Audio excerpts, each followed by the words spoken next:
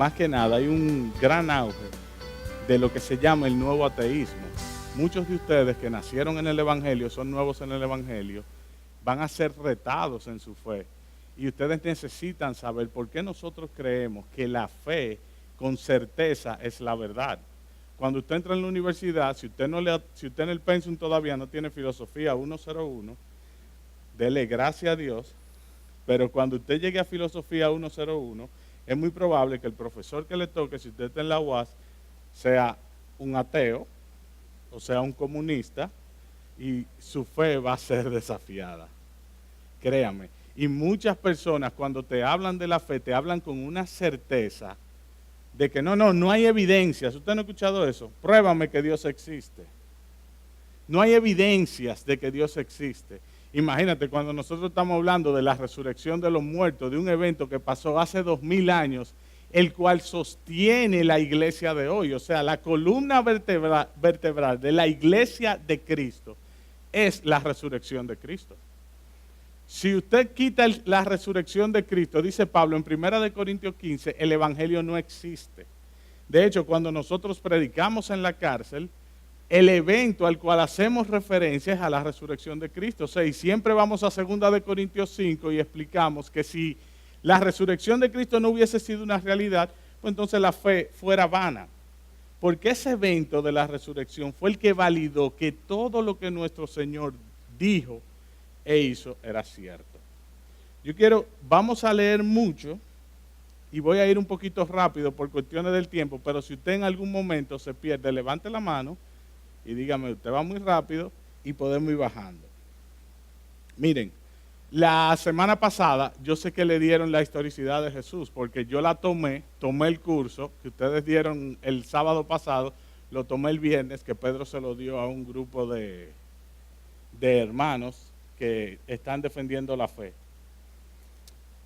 Y él presentó, si no me equivoco, fueron 5 evidencias que probaban, o que probaban no. Vamos a cambiar un poquito el término, porque los profesores en la universidad son bien inteligentes y le van a decir, no existen pruebas. Y eso puede ser una verdad, porque tú no puedes probar un evento hace 2000 años, pero tú sí puedes tener evidencia, y la forma en cómo tú ves esa evidencia es muy concluyente. Por ejemplo, ¿qué evidencia hay de la resurrección de Cristo? Usted se va a sorprender hoy de la cantidad de hechos que son concluyentes y que da la mejor explicación de que Jesucristo resucitó de los muertos. Miren, yo quiero que... Espérense, que estoy en el iPad de un lado y con el celular. Yo quiero que vayamos rapidito aquí. Yo sé que la semana pasada ustedes dieron esto, pero miren, la existencia de Jesús nunca había sido un issue hasta la era de la Ilustración. O sea, ya ustedes que están en la universidad saben que en la Ilustración fue que empezó el proceso de cuestionar todo lo que se cuestionaba, todo lo que tenía autoridad era cuestionado. ¿Por qué? Por el abuso de la iglesia de Roma. Y lo que se levanta ahí fue en Francia y en Alemania los pensadores que empezaron con una premisa de dudarlo todo. De hecho, dicen que la ciencia nace de la duda. Y específicamente es porque en ese tiempo el sinónimo de pensar o de libre pensador era aquel que todo lo cuestionaba. O sea que cuando estos pensadores empezaron a ver las evidencias de Jesucristo, lo que hicieron fue que a priori, o sea, al principio o de plano empezaron dudando. No, espérate, vamos a dudar que Él existió, pero 1700 años antes, o sea, desde el siglo I hasta el 1700, nunca nadie había dudado la existencia de Jesús. Ahora, eso tiene un pensamiento programático, vamos a decir. O sea, ¿quién empieza a dudar la existencia de Dios? Miren aquí, dicen que en el siglo XVIII, la época de la Ilustración, los más radicales de la Ilustración en Francia, Constantin François Volney, lo que saben francés, Charles François Dupuis, escribieron argumentos y libros promoviendo la idea que el cristianismo era una amalgama de la antigua Persia con mitología de Babilonia, siendo Jesús una figura mitológica. O sea, al día de hoy tú puedes encontrar un grupo de personas que te dicen que el cristianismo es una copia de esas religiones paganas. Ahora, cuando tú vas a la historia, hay un problema, que cuando tú vas a la historia y tú buscas esas religiones paganas, no existe ningún documento que pruebe que esas religiones paganas fueron reales. O sea que tenemos un problema ahí. Vanessa. Ok. Dice, miren aquí, esa es la persona que ustedes deben tener en la mira. Bruno Bauer, a mediados del 1800, es el que sistemáticamente empieza a crear argumentos incisivos en contra de la existencia de Jesús. Atacó la historicidad de los evangelios sinópticos, ustedes saben, los sinópticos que son Mateo, Marcos y Lucas, y las cartas de Pablo. La falta de mención del nombre de Jesús en escritos no cristianos del siglo I, o sea, esos fueron los argumentos que él estaba creando, y promovía la idea de que el cristianismo era un sincretismo y un misticismo desde el inicio.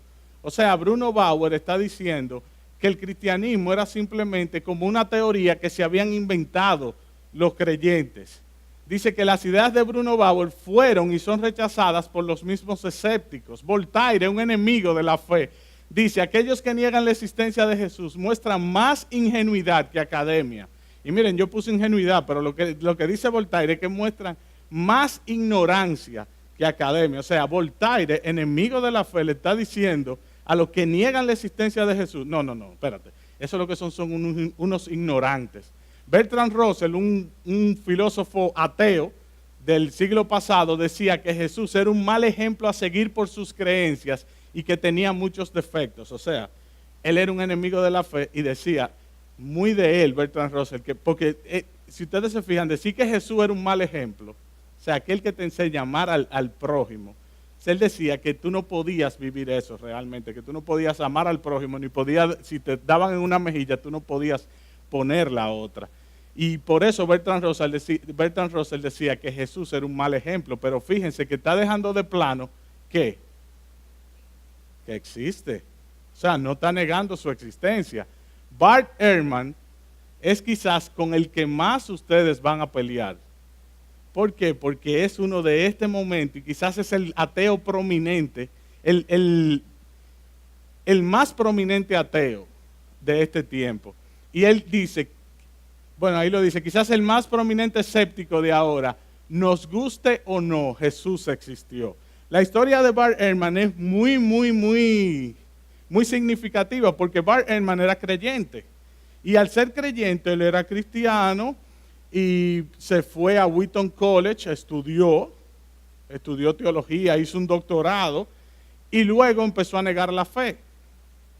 Pero negando la fe, usted se da cuenta que él te dice, ok, yo puedo decir, que, tiene un sinnúmero de teorías de por qué Jesucristo no resucitó de los muertos, pero él no niega su existencia. De hecho, él es muy criticado por muchos escépticos que dicen que él está prejuiciado por el hecho de que como él era creyente, él está tomando por sentado que Jesús existió.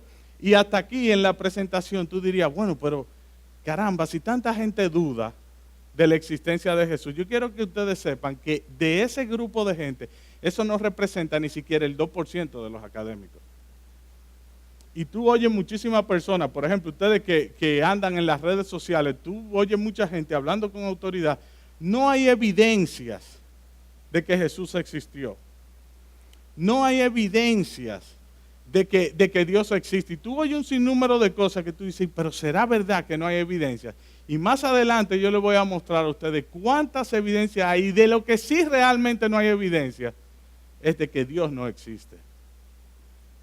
Los argumentos de Bruno Bauer en ese tiempo fueron refutados satisfactoriamente y hasta el día de hoy la mayoría de los académicos escépticos mantiene este punto de vista. O sea, un gran número de escépticos al día de hoy saben que Jesucristo, aceptan una gran mayoría que Jesucristo existió. Una vez se establece la historicidad de la persona de Cristo, es importante establecer la historicidad de la resurrección. es obvio que la existencia de Jesús no deja por sentado que Él resucitó de los muertos, pero por esto es necesario establecer y aclarar los hechos que rodearon este evento, que no es nada menos que el corazón del cristianismo. Si Jesús es una figura de la historia, realmente resucitó de los muertos, por ende usted pudiera decir, bueno, Jesús existió, pero no resucitó de los muertos. Ahora nosotros vamos a ver todas las evidencias y vamos a ver cuál es la mejor explicación de lo que pasó ese tercer día después de la resurrección. Miren, yo sé que aquí hay mucha carga académica, hay muchas cosas que tú tienes que leer para defender la fe. Defender la fe hoy no es simplemente ir con la Biblia, y lo que nosotros estamos tratando es de traerles a ustedes cosas que sean netamente académicas para cuando ustedes en la universidad se le presenten, usted no quiera defender el Evangelio simplemente con la Biblia, porque entonces defendiendo el Evangelio con la Biblia, no que no es lícito, usted puede defender el Evangelio con la Biblia. El problema es que ¿qué le va a decir el escéptico?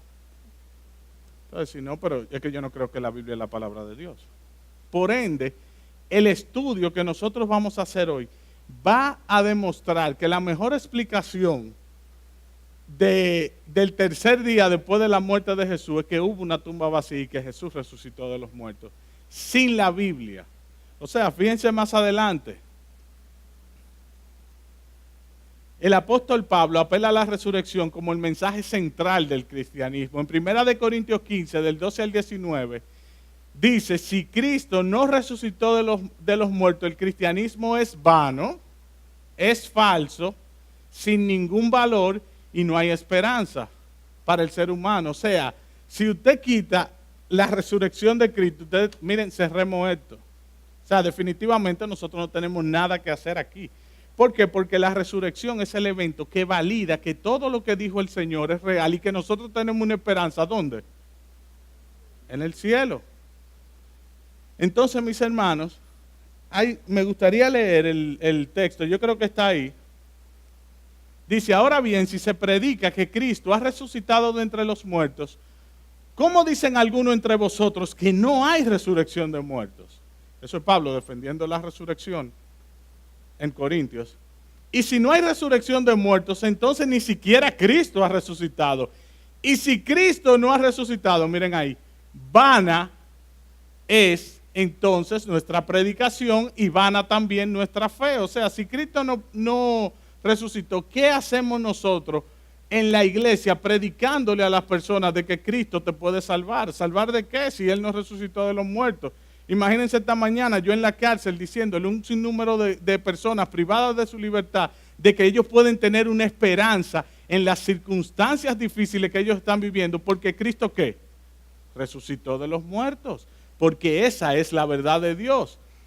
Y dice, aún más, somos hallados testigos falsos de Dios, porque hemos testificado contra Dios que Él resucitó. Hemos testificado contra Dios que Él resucitó a Cristo, a quien no resucitó, si en verdad los muertos no resucitan. Ustedes están viendo el énfasis de Pablo.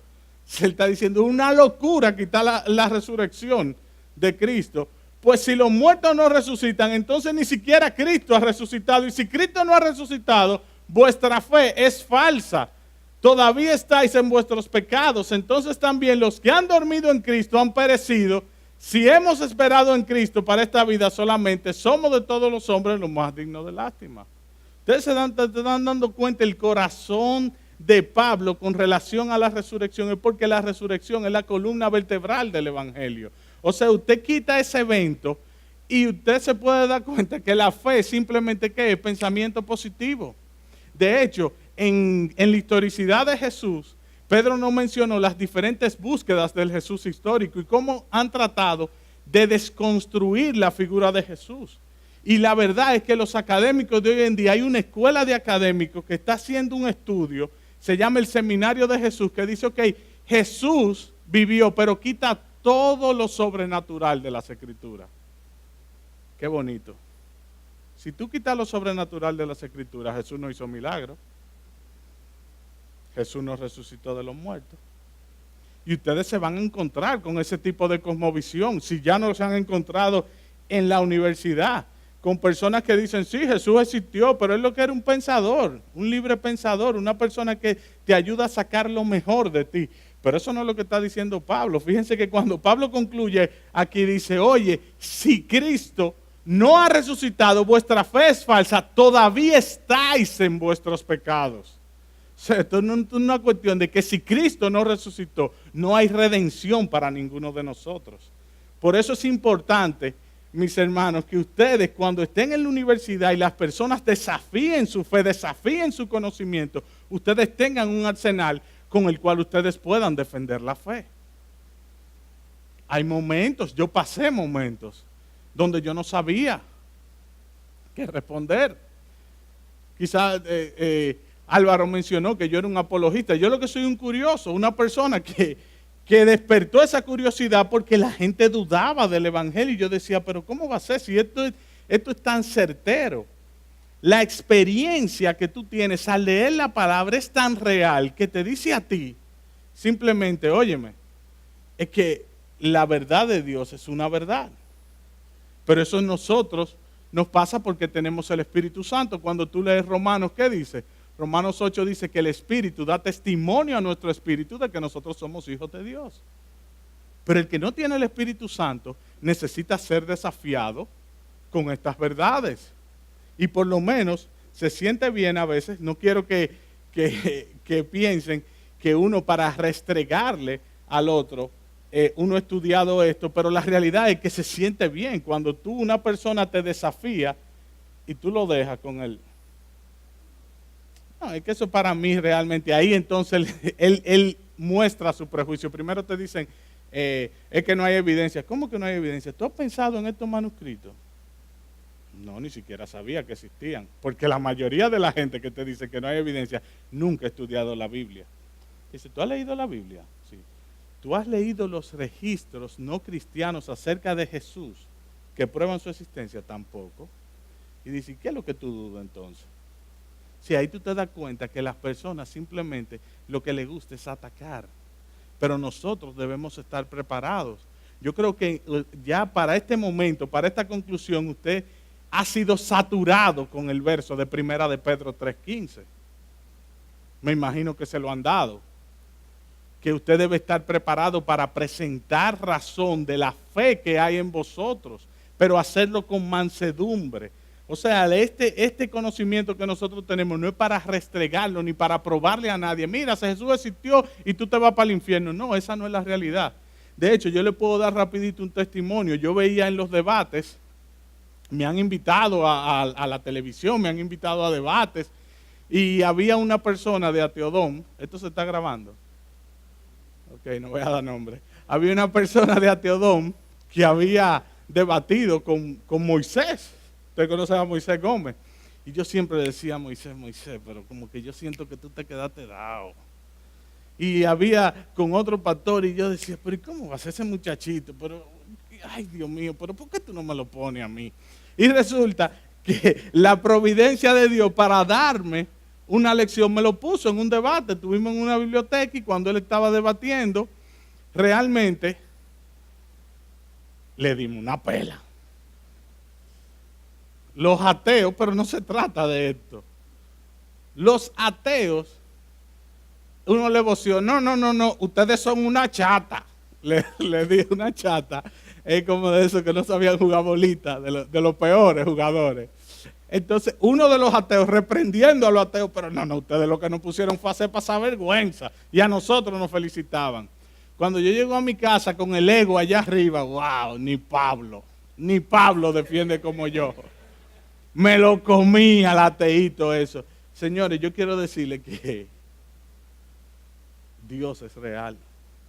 Me senté en un cosito, mi alma lloraba de tristeza. Y decía, sí, tú ganaste el argumento, pero ¿y su alma? O sea, no se trata de que nosotros estamos bien y el otro está mal. Se trata de que la gente quiere esperanza, necesita una esperanza. Y nosotros somos los portadores de esa esperanza. Si nosotros estamos viendo la apologética simplemente porque nos va a hacer, qué sé yo, la gente va a percibir, oye, qué persona tan inteligente, mira, qué gran académico, qué gran intelectual, estamos mal. La realidad de esto es que nosotros hay un mundo perdido del cual, o sea, sus vidas se están yendo al infierno porque no tienen el conocimiento de Dios y somos nosotros los portadores de eso. Por eso, si ustedes no lo han saturado con el verso de Primera de Pedro 3:15, anótelo y medítelo para cuando usted tenga que defender la fe, usted lo haga con mansedumbre y lo haga glorificando y santificando el nombre de Dios, para que los que lo acusen, dice la Biblia, no tengan nada malo de qué decir de ustedes. Ese es el corazón de la apologética.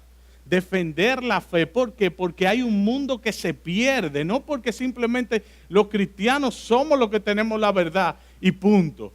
Y el otro se va para el infierno. Nada, cerremos paréntesis y sigamos, que creo que estamos... pongan un reloj por ahí, que yo hablo muchísimo, señores.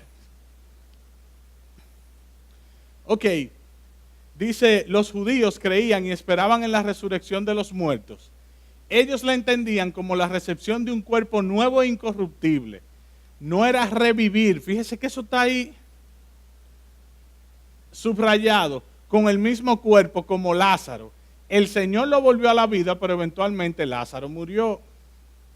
Todo eso es importante porque hay muchísima teoría de que Jesucristo no murió en la cruz. Y cuando nosotros estudiemos lo que es la crucifixión, nosotros nos vamos a dar cuenta que era cero el chance de que alguien saliera vivo de la resurrección. O sea, es tanto el dolor infligido en la resurrección, en la crucifixión. Pues sí, eso es importante que ustedes subrayen esa palabra de no era revivir. O sea, la resurrección de los muertos no fue que Cristo revivió.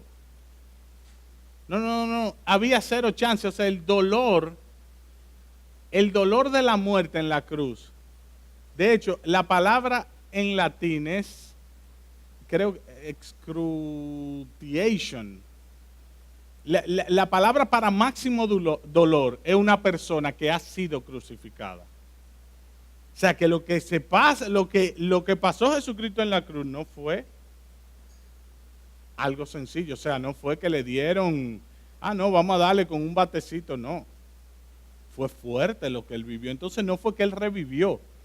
Y la razón por la que pongo que los judíos creían y esperaban en la resurrección es para que ustedes sepan que ese término no es un término nuevo que se inventó el cristianismo, no. Es un término que antes de Pablo, los mismos judíos estaban esperando la resurrección de un cuerpo nuevo. John Riches en Fariseos define la resurrección como los judíos la creían. El estado de la resurrección es un cuerpo físico pero incorruptible. No podía morir, envejecer o enfermarse. O sea, que Jesucristo no fue simplemente que revivió en la tumba, o como algunas de las teorías, porque hay muchas teorías, después algún día la veremos, porque son bastantes, de que le pusieron, después de la resurrección, le pusieron como unos ungüentos, y esos ungüentos cicatrizaron y el tercer día revivieron. Yo quisiera saber quién es que tiene su ungüento, porque el que tiene su ungüento debería patentizarlo y la muerte no existiera. Pero ustedes se dan cuenta, prefieren creer en eso que creer en el poder de Jesucristo, en el poder de Dios que levantó a Cristo de los muertos. La razón por la que la resurrección de los muertos es tan importante para el cristianismo es porque su veracidad confirma las enseñanzas de Jesús y su autoridad como Dios. Es el evento que valida que todo lo que el Señor dijo era cierto.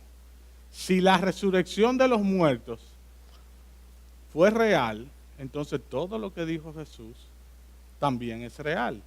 Nosotros no nos queda ningún tipo de dudas de que Cristo resucitó de los muertos. Por eso es que nosotros nos levantamos, comemos y nos acostamos. ¿Con qué? Con la palabra de Dios. Y por eso nosotros afirmamos que la palabra de Dios es la palabra de Dios. ¿Por qué? Porque Cristo la citó. O sea, fíjense la importancia de la resurrección de Cristo. Todo lo que dijo el Señor era cierto. Ustedes se acuerdan cuando Él dijo, oigan, ustedes desbaratan este templo y yo en 3 días lo construyo. Estaba hablando de la resurrección y le dijeron, pero este templo duró qué sé yo cuántos años para construirse. Eso no es como ahora que tú levantas una edificación con todas las máquinas que hay, tú levantas una edificación en 2 meses. o en 3 meses. No, en aquel tiempo duraban años este tipo de construcciones. Y Jesucristo, decir eso, estaba refiriéndose a la resurrección. Dice ahora, ¿cómo llegamos a afirmar la historicidad? O sea, ¿cómo nosotros sabemos realmente que la resurrección fue un hecho histórico? O sea, de que lo que pasó a Jesucristo fue que Dios lo resucitó de los muertos. Miren aquí, que aquí que se pone bonito esto.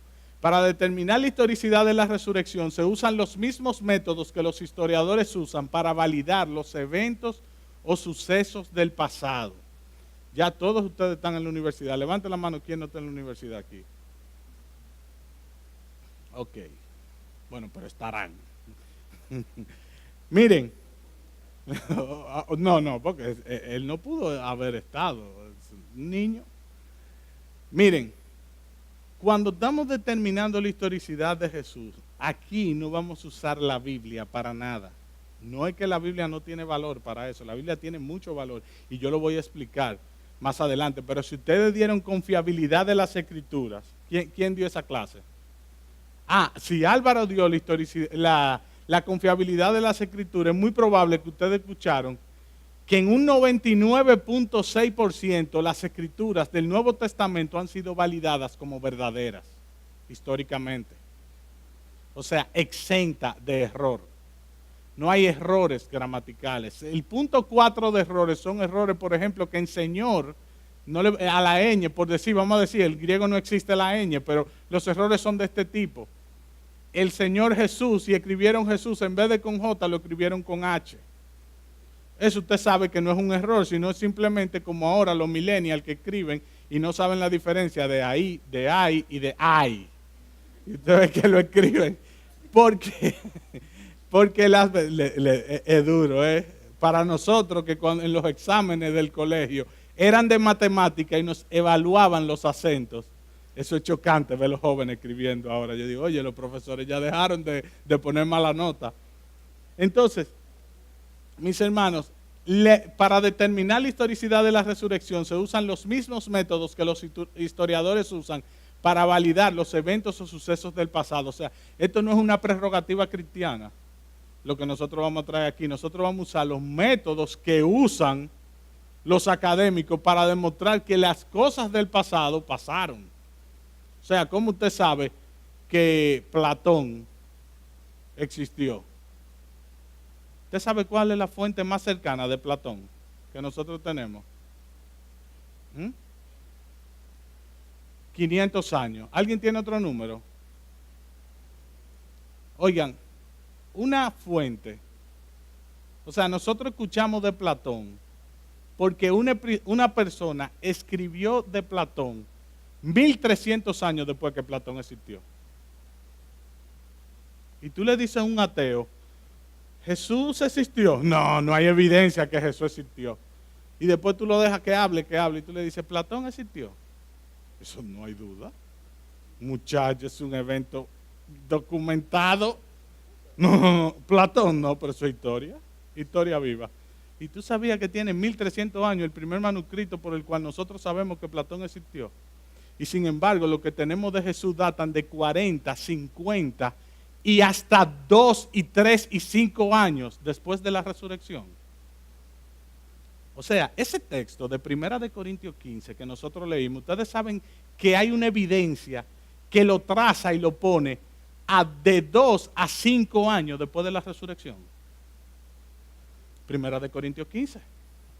Escuche esto. No hay nada en la historia, oye, en la historia de la humanidad de ese tiempo no hay nadie con una fuente tan cercana al hecho.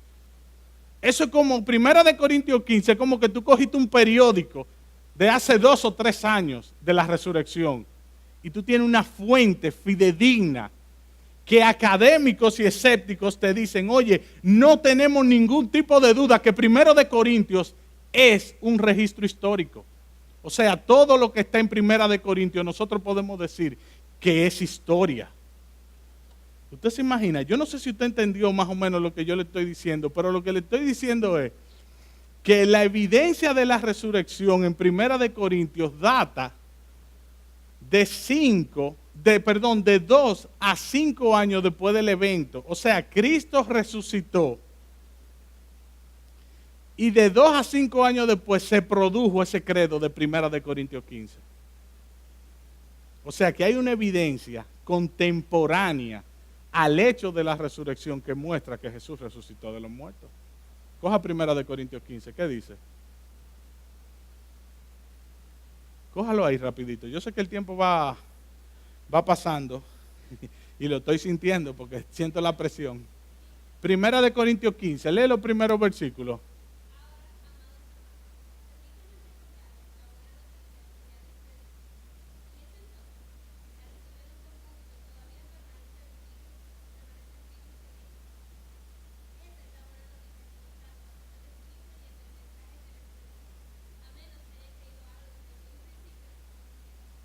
Sigue.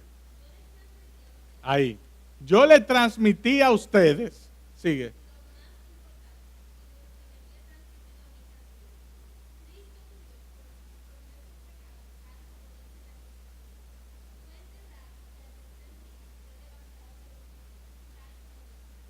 Ya, déjalo ahí. O sea, tú estás oyendo. Ese registro histórico, ¿quién lo escribió? Nosotros no sabemos. Pero quien lo escribió, se sabe que lo escribió en un periodo de 2 a 5 años de cuando pasó el evento de la resurrección. O sea, que ¿por qué nosotros dudamos cuando ni siquiera nosotros sabemos si Sócrates existió? De hecho, en filosofía te van a decir a ti, muchos profesores te van a decir que sí, que Sócrates es historia. Pero hay otro grupo de filósofos que te van a decir, mira, tú sabes que nosotros realmente creemos que Platón se inventó a Sócrates como una justificación de la verdad. O sea, para justificar toda su supuesta sabiduría. La tenía, podemos decir que Platón tenía sabiduría. Pero estamos hablando de que ni siquiera nosotros tenemos registro de si Sócrates existió. Y tú le dices a un ateo, ¿existió Sócrates? Y te va a decir, oye, pero ¿cómo tú vas a dudar de eso? Y sin embargo te dudan de Jesucristo y mira todas las fuentes que hay. Oigan, en este caso, o sea, en el análisis que se usó para demostrar los hechos mínimos de la resurrección, o sea, para evidenciar que la mejor explicación es la resurrección, que Dios resucitó a Cristo de los muertos, se usaron análisis de fuentes bíblicas, testimonios de testigos oculares, análisis de fuentes no cristianas. O sea, ellos fueron, vamos a ver, ¿cuáles son las fuentes bíblicas que hablan de la resurrección? Y empezaron a buscar las fuentes bíblicas y empezaron a validar cuáles para ellos, conforme a su escrutinio, pasaban todas las pruebas de historicidad. O sea, a estos documentos se le aplicó academia. O sea, eso no fue que lo cogieron. No, todo eso es la Biblia. No, ellos aplicaron principios y se dieron cuenta, óyeme, mira, realmente esto es un hecho contundente. ¿Usted ha leído Hechos, el primer capítulo? ¿Usted ha leído Lucas, el primer capítulo? Tú te das cuenta que el libro de Lucas es una continuación de los Hechos. Y J.P. Moreland, uno de los apologistas más grandes de este tiempo, dice que él encontró un judío que dudaba la fe. Y cuando él lo encontró estudiando la Septuaginta en una biblioteca, él le dijo, óyeme, él como apologista le dijo, qué raro, una persona estudiando la Septuaginta es en griego, es el Antiguo Testamento en griego, que se escribió 70 años después de Cristo. Y cuando él le dijo, ¿y cómo tú sabes que es la Septuaginta? Bueno, yo soy cristiano. Y él le dijo, ¿de verdad tú eres cristiano? Y le dice, ven acá, tú sabes que yo soy judío y yo nunca he creído en esto de la resurrección. Y he venido a investigar. Y ahora cuando veo todo esto, yo estoy leyendo Hechos de los Apóstoles. Y cuando estoy leyendo digo, óyeme, pero realmente estas cosas sucedieron. O sea, la realidad es que los que empiezan a negar la fe porque nunca han estudiado la Biblia. Y eso hace que nosotros desafiemos al no creyente. Oye, tú has leído la Biblia, hacerle preguntas, ¿por qué tú dices que no existe? ¿Cuáles son tus conclusiones? ¿Cuál es tu estudio? ¿Cuál es tu evidencia? Entonces, en este caso dice que se usaron análisis de fuentes bíblicas, testimonios de testigos oculares y análisis de fuentes no cristianas. ¿Cómo llegamos, en este punto en particular, la metodología que usan la mayoría de los académicos para probar estos hechos, la ideó un historiador y filósofo cristiano de nuestra era llamado Gary Habermas? Quizás la voz con más autoridad para hablar de la resurrección del Señor. Ok, Dice, el método se llama hechos mínimos de la resurrección de Cristo. Yo le voy a explicar ahora rápido qué son los hechos mínimos.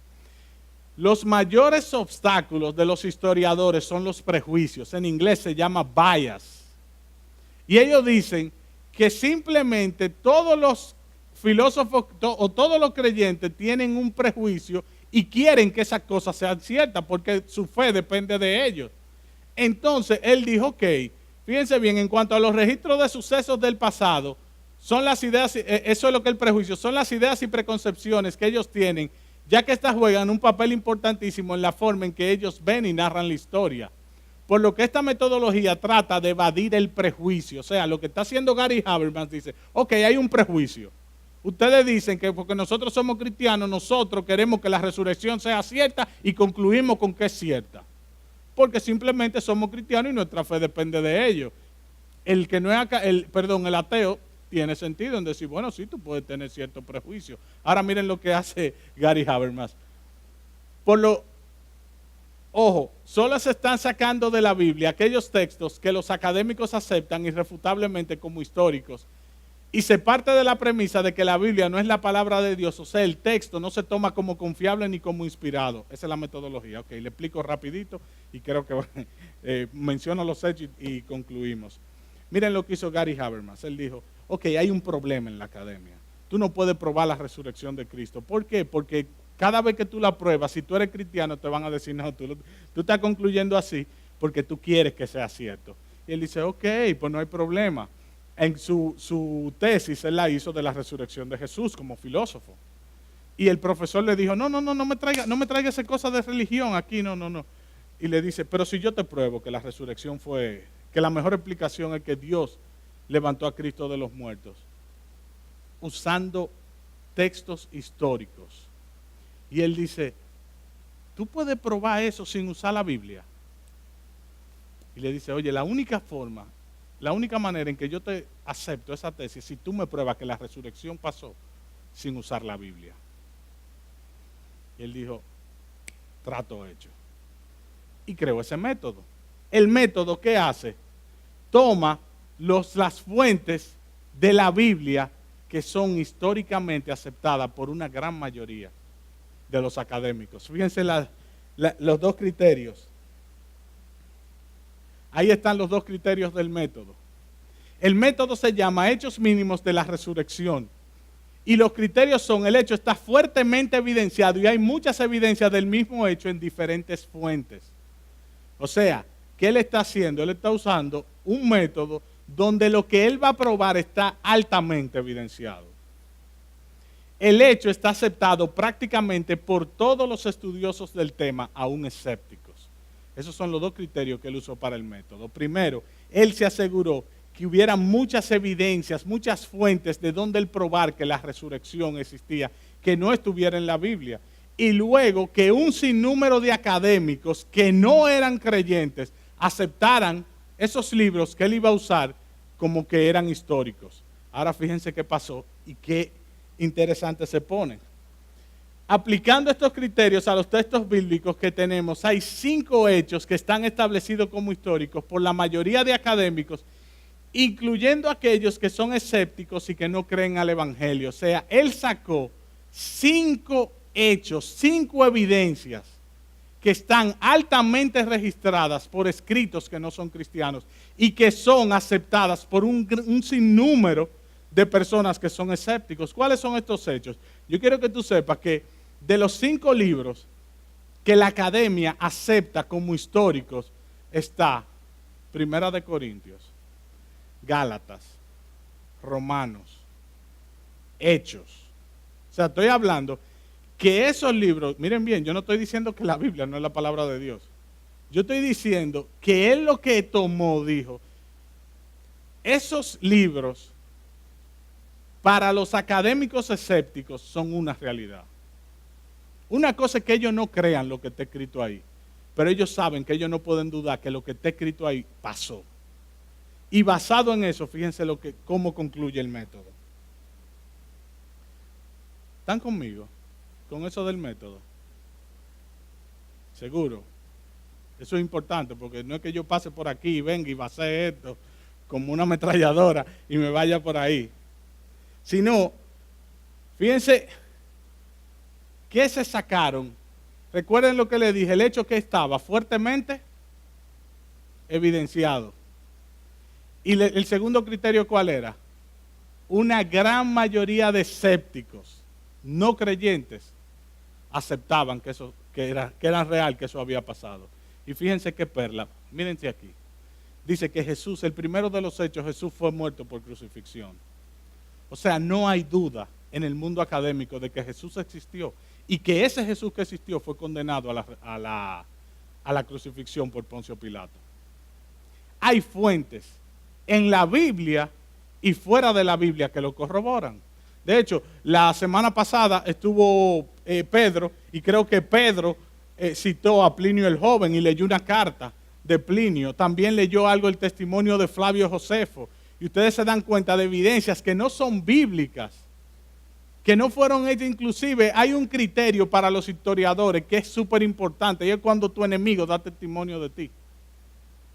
O sea, estamos hablando que enemigos de la fe están diciendo, sí, ese es Jesús. Ellos mencionaban a Jesús no como Señor, sino como un problema. A pesar de que Flavio Josefo decía, óyeme, este hombre simplemente era extraordinario, si podemos llamarle hombre.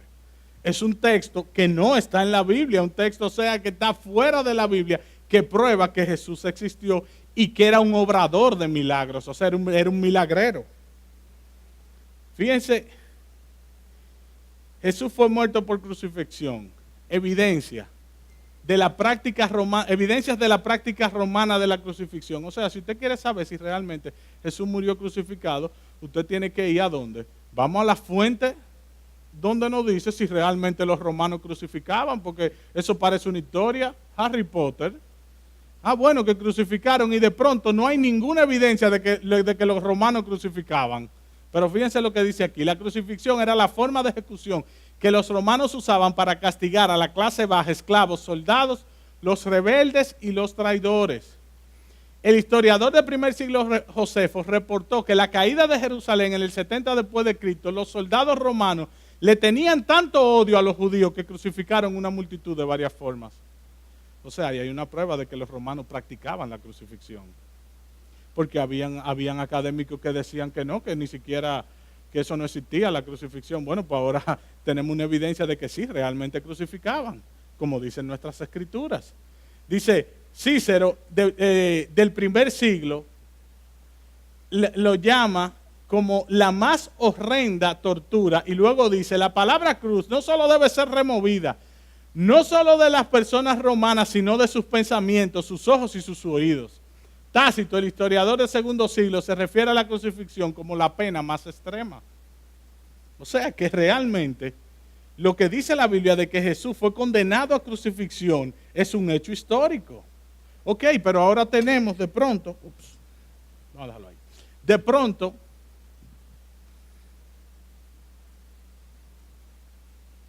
De pronto tenemos que Jesús murió por crucifixión, pero eso no quiere decir que Él resucitó de los muertos, pero miren aquí.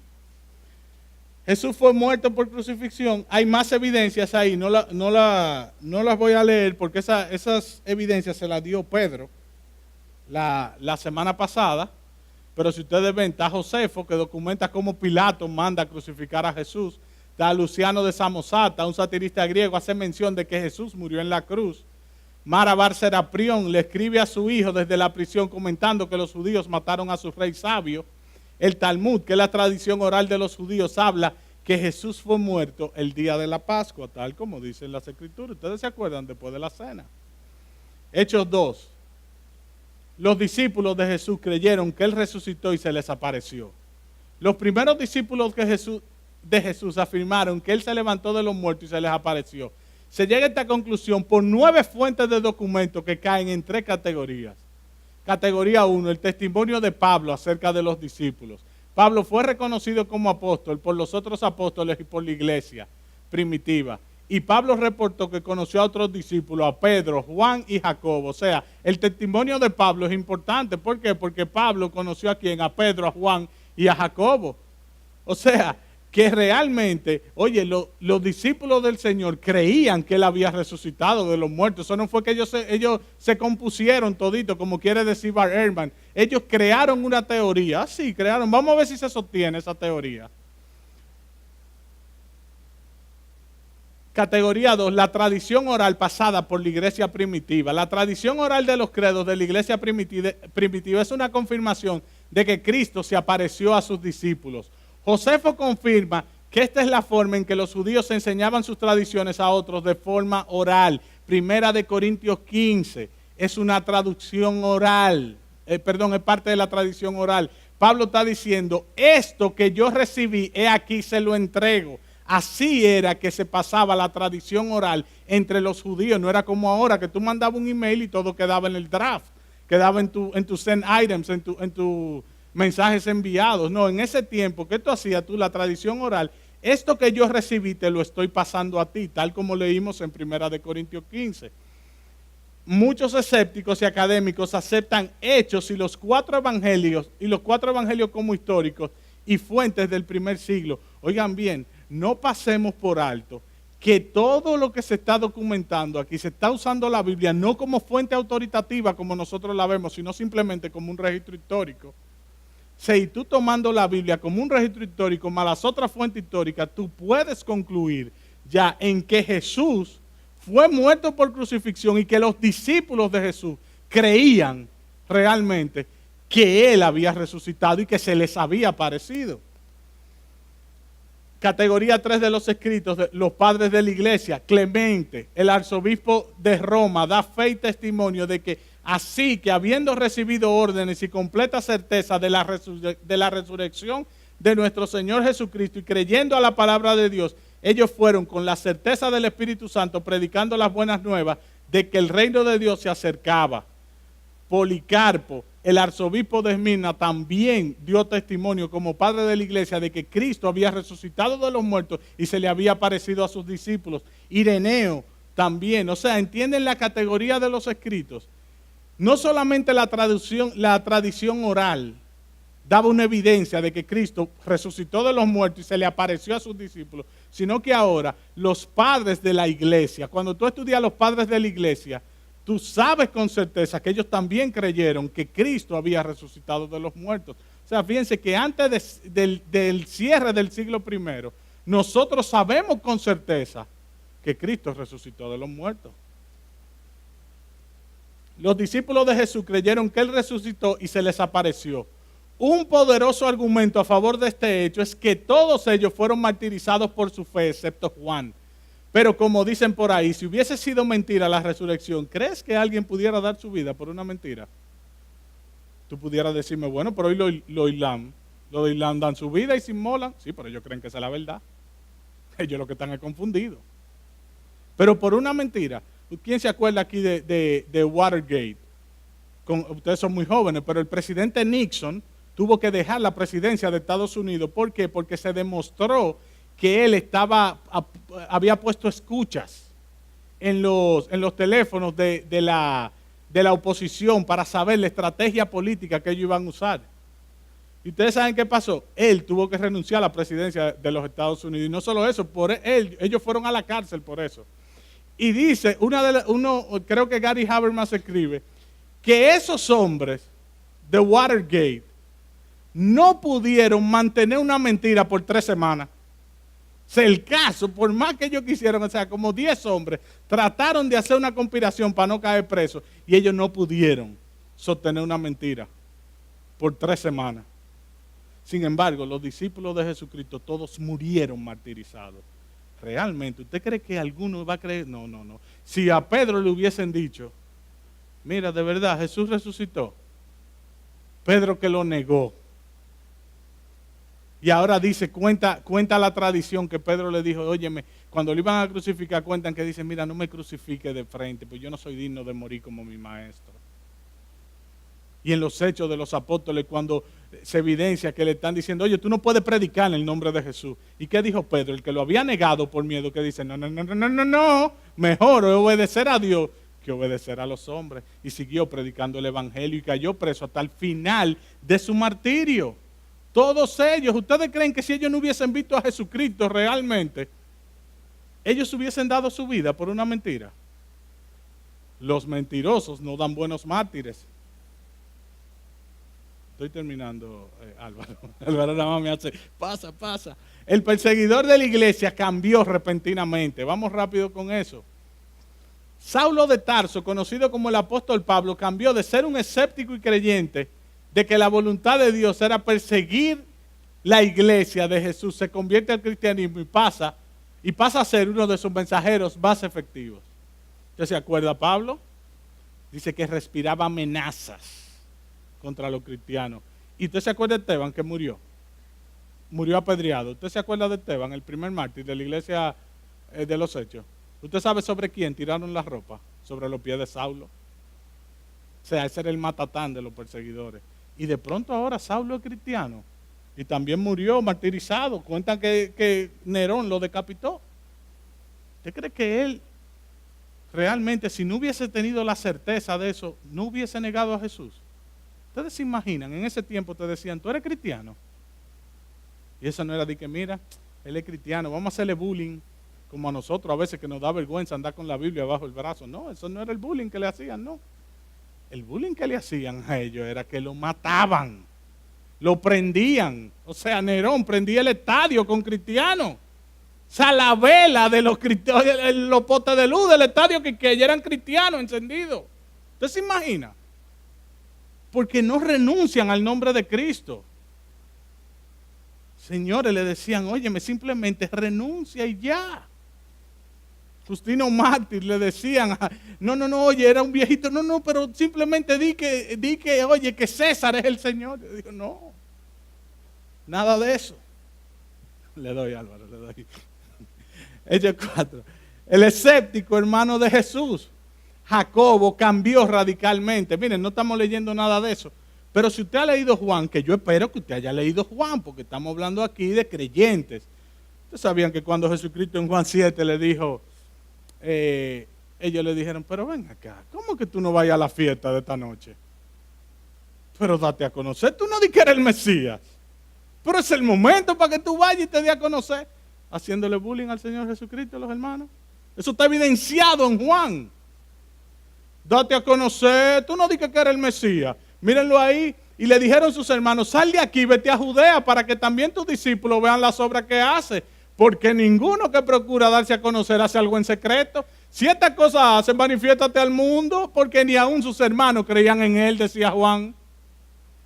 O sea, le estaban diciendo, óyeme, tú no dices que hacen muchísimas cosas. Vete, manifiéstate.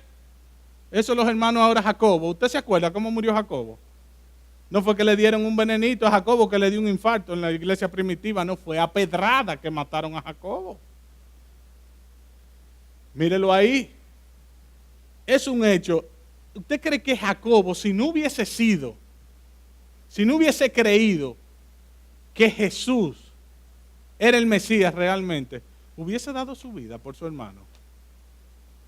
Pablo, los discípulos, el hermano, ya falta el 5 y nos vamos. Este es el más importante, lamentablemente vamos a tener que, la tumba vacía. La tumba vacía, ¿cómo tú le explicas? Ustedes no se acuerdan ahora, los millennials de ahora, ¿qué pasó? Hace como 3 o 4 años, encontraron la tumba de Jesús. Ustedes no se acuerdan de esa noticia, eso salió en CNN. Breaking news fue eso. Encontraron la tumba de Jesús. Inmediatamente salieron los académicos cristianos. Olvídense de eso. Hey, don't panic. No se asusten. Eso es mentira. Y empezaron a escribir, no, que esa tumba no va a aparecer. Si no apareció hace 2000 años, no va a aparecer ahora. Eso no es verdad. Miren aquí, a pesar de que la tumba vacía del Señor no cumple los criterios de los hechos mínimos, ya que no es aceptada por casi todos los académicos que estudian el tema. O sea, este tiene un problema de criterio. Del segundo criterio, porque la gente no lo quiere aceptar. No porque no esté ampliamente evidenciado, porque pasa el primer criterio. O sea, hay evidencia de sobra de que hay una tumba vacía. Aún así, hay muchas evidencias que apoyan este hecho y es aceptado como un hecho histórico por una cantidad impresionante de críticos. Gary Habermas descubrió que aproximadamente el 75% de los académicos aceptan el hecho de la tumba vacía como histórico. O sea, cuando fueron los discípulos, ¿ustedes se acuerdan quiénes fueron los primeros testigos de la resurrección? ¿Quiénes? Pero alguien dijo las mujeres, suena mejor. Ustedes saben que las mujeres no eran creíbles. Perdón a este grupo de chicas, pero eso es historia. En un juicio, una mujer no servía para testificar. Pero eso se llama criterio. ¿Ustedes saben de qué? De vergüenza. Esa prueba de que las mujeres no aceptan en el juicio nos prueba a nosotros de que realmente no hubo ninguna agenda para escribir eso. Porque si los discípulos hubiesen tenido una agenda para escribir que Jesús resucitó, hubiesen puesto ¿a quién? A un hombre, para que todo el mundo le crea. Señores, qué grande nuestro Señor. Y los historiadores dicen, no, pero es que, oye, eso no puede ser una teoría. Porque si hubiese sido una teoría, no usan mujeres. Hubiesen dicho, mira, Pedro fue el primero que lo encontró. Pero otro criterio de vergüenza, como dicen los historiadores, los discípulos ninguno creían que él había resucitado. ¿Ustedes no se acuerdan de eso? Bueno, el pastor habló de eso hace 2 domingos. Los discípulos no creían. Eso, si tú te inventas una teoría, tú vas a decir, oye, que el gran Pedro no creía en la resurrección. Estaba deprimido, pecando en el mar. Y cuando le dice desde allá que se tiró al mar huyendo. ¿Y qué dijo Tomás? No. Yo creo si yo pongo el dedo en la llaga. O sea que si alguien hubiese hecho una conspiración, como dice Baderman, se hubiese preocupado, ¿verdad?, por hacerlo tipo mitología griega. No, es que no hay duda. Aquí nadie dudó, nosotros estábamos esperando a Jesucristo. Nosotros aquí estábamos esperando a Jesucristo, mira, estábamos esperando, contando el día, mira, primer sol, segundo sol, tercer sol, pero eso no era así. Y eso se llama, ese criterio es un criterio poderoso para decirnos a nosotros que lo que escribieron el Evangelio no tenían ninguna agenda oculta para decir que Jesucristo había resucitado de los muertos, porque de lo contrario no hubiesen puesto que el cabeza de la iglesia después de Jesucristo dudaba de su resurrección. Existen 3 argumentos de la tumba vacía, lo vamos a decir rapidito y con gracia, les dije que tuvieran gracia. El factor Jerusalén. Si el cristianismo nació en Jerusalén, sería imposible para los discípulos predicar la resurrección con la tumba presente, o al menos con las personas que conocían dónde estaba la tumba. De pronto, vamos a desempaquetar eso rapidito, Álvaro. Oye, Jesucristo resucitó de los muertos, pero Él no resucitó. Ahí está la tumba con el cadáver. ¿Qué va a decir uno? Pues este tigre es tan loco. Pues este tigre está allí, lo enterraron. Pues esa tumba está allí, van a ver el panteón, mira. Y limpian. ¿Qué dice ahí? Jesucristo, el hijo de María y el hijo de José. Qué difícil hubiese sido en Jerusalén mantener esa mentira si Él no hubiese resucitado de los muertos. Es un poderoso argumento.